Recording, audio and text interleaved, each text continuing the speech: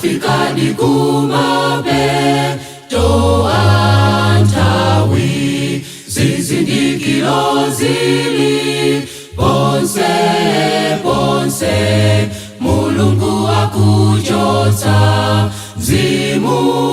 wake sanga komola moyo litsekedwa yamba kuyenda ndi Yesuyo monga Inoki wakaleyo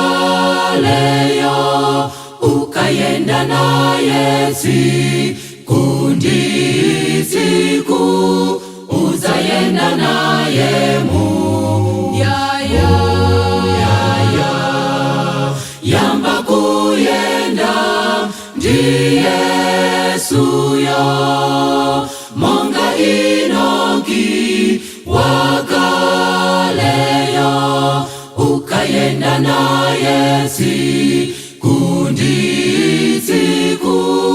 uzayenda naye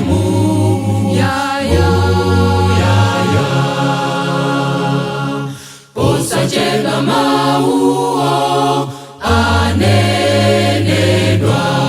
ochimwa akale chimwilebe olungama kalebe olungama sono iwo zakala valiti yamba kuyenda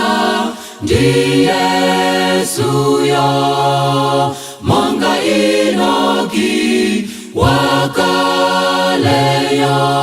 ukayenda naye siku ndi siku uzayenda naye yamba kuyenda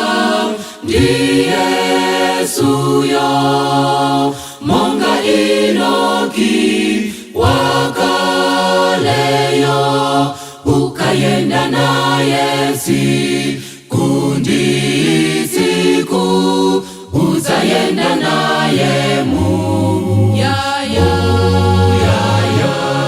ukayenda naye siku ndi siku